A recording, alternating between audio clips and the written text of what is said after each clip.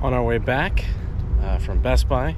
Got a track day tomorrow, but I wanted to talk about a few things, and one of those things was our new daily. And I haven't made a video about it, but I thought it'd be a good idea to make one today. And let's go ahead and talk about it. So it is a 2014 Nissan Leaf, and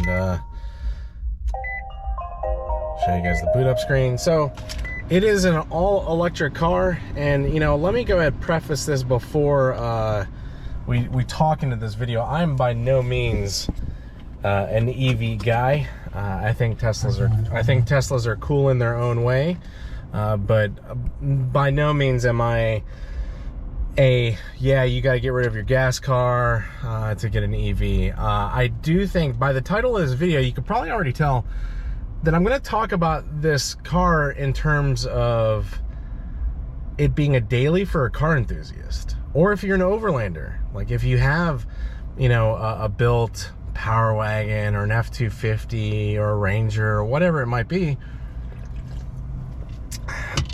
saving gas.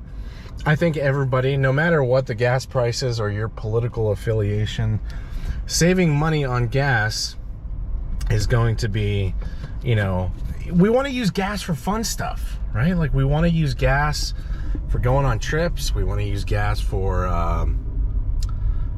just going to the track, going to car meets, doing whatever we enjoy doing. The things we don't enjoy using gas money for is crap that our daily duties, right? Shipping stuff out, going to the grocery store, running to the store, running to the bank. I mean, you guys get it, right? Most of the time when we do that, it's like we don't really want to, or going to work, right? We don't want to use, sometimes you do, right? If it's a nice Friday afternoon, you want to drive your car, you do want to go out and enjoy your vehicle that you built. But I would say 80 to 90% of the time, you don't want to use your built vehicle for those types of things. Now, we got this car for right around $10,000. Now, you might ask, well, what do you get for $10,000? Well, the charge on this, when it's fully charged, you get about, I would say 65, 70 miles. And a lot of people, when they think of buying a car, they're like, well, I kind of need to drive my vehicle more than 65, 70 miles. And I agree. If this was going to be your main vehicle, I would not recommend it. I would recommend getting a hybrid. I would recommend, spending the money on a gas-powered hybrid to get around town. This is not the case. This is for the person that already has a vehicle that, if they need to go on a long trip, they have that. Or, we have the Ranger, we have the Mustang, we have the Fiesta. We thought about getting a daily and, wanted a gas saver, just kind of a car that we didn't really want to modify. And that's why we kind of took a look at the Nissan Leafs. And yeah, this is an older one. It's got 41,000 miles on it. The battery life is still right around 82%, I would say. So it's got good battery life. This car should last us for what we need it for a good, I would say, 6 to 8 more years. It's just one of those things to where it fit what we wanted in a daily driver. Now, I want to tell you, there are some features in this 2014 Nissan Leaf really nice. Obviously, it's got the older screen, like, the older touch screens. It shows you, the energy of the battery, what's going on with that. It has front heated seats and rear heated seats, which is nice. This shifter, if you might take a look at it, it's kind of weird looking. You press that button to hit park, and then you shift it up to reverse, and then you shift it down to go into drive. It's got regen braking, so it does save. It does kind of gain back some energy when you're braking or coming to a stop. I work, I would say about 45, 50 miles round trip. And when I take this into work, I have enough battery charge to go there, come back, run an errand, and then I'm done for the day. If I need to go somewhere else and the battery's low, I hop into something else. But we haven't really encountered where we haven't had enough battery charge to do what we needed to do for the day. Now, yeah, I'm not going to be going on a mountain running this. I'm not going to be clocking 300 miles in it. This is a cheaper EV. This is not your $60, $70, $80, $90,000 Tesla.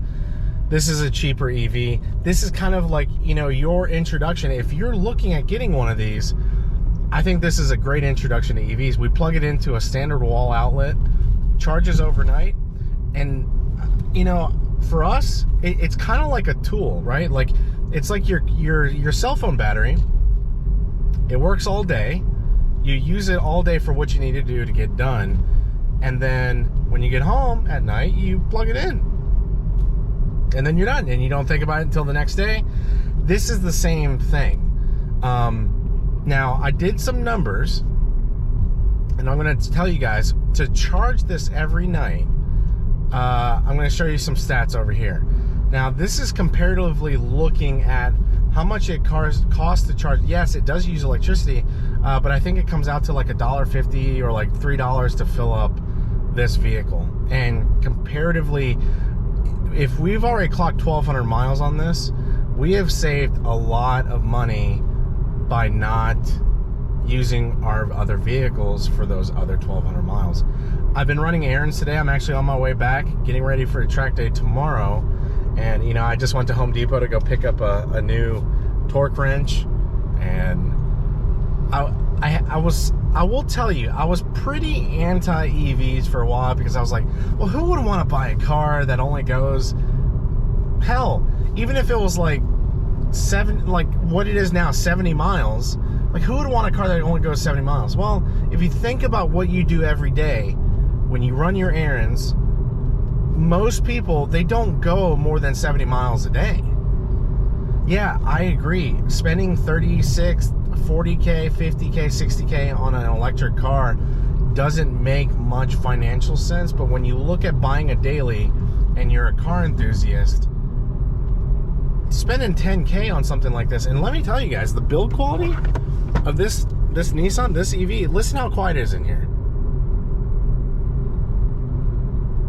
Like, it is dead quiet. The tires, like, it rolls smooth. The suspension is really plush. It has a nice leather wrap steering wheel, and I think this is the mid-grade model. I mean, it works really well for what we need, and it's comfortable, and it's pretty spacious. You know, obviously I'm driving, I can't really show you. The trunk space is crazy big. It's bigger than my WRX wagon. It's bigger than my Focus ST that I had. There's a lot of space in here for daily stuff. Now, as far as the charging network, there is a pretty, even where we live, there's a decent charging network to where if we go to Kroger, we could plug it into level 2 charging. I could plug it in for like 45 minutes and get almost half the battery back, or like, you know, a quarter of the battery back. It's a tool, and it's a really economical choice, in my opinion, for what most people want and need from a daily driver. Yeah, you know, you could always buy a Prius, but, you know, this car market, the prices of vehicles are really high. It used to be, back in the day, you could probably get one of these for around 7K. The price has gone up, obviously, in this market, but even, I wish I knew about these back then, because I probably would have snagged one in the used market before the prices went up on them. But overall, guys, like, I'm super stoked to have this, just because we don't have to drive any of our other vehicles. This is kind of the workhorse that we have in our fleet of vehicles, and I think people sleep on them. I think people don't really consider the Nissan Leaf because they have what the EV community calls range anxiety. You know, you hop in the car, you're like, oh man, you know, what am I gonna do if I run out of battery power? You really, if you're paying attention, you're not gonna really run out. If you plan your trip, like, I haven't ran the risk, like, we have not gotten into a situation where we ran out of battery power. Just like if your car runs out of gas, you will have to tow it back to a gas station, or you'll have to go get fuel. If your vehicle runs out of battery power, yeah, you're gonna have to get it towed home. But overall, like, the maintenance, there's no oil to change. All you have to do is tires, Occasionally, probably at like 100,000 miles, you have to do your brakes because this vehicle actually brakes with regen. It's such a good choice for a daily driver because I'm not swapping trans fluid. I'm not doing service on this vehicle every 4,000 miles. And to me, that's great because I'm not buying oil. I'm not, you know, changing filters. There's no air filters to change, no oil filters, there's no fuel filters. It's a good choice for a daily. So, you know, I hope this video opens your eyes to an economical daily, because the Nissan Leaf was pretty much one of the, I would say, I think one of the earliest cheaper EVs to come to market. And yeah, I hope you guys enjoyed this video. Hope it maybe opened your eyes a little bit to EV choices that are out there, and maybe you guys consider one. If you guys have any questions on the Nissan Leaf, or you know, just the experience of having one from a car enthusiast perspective, drop a comment below, and I will catch you guys in the next video, which will be at Road Atlanta, and then I got some Ranger updates coming up. So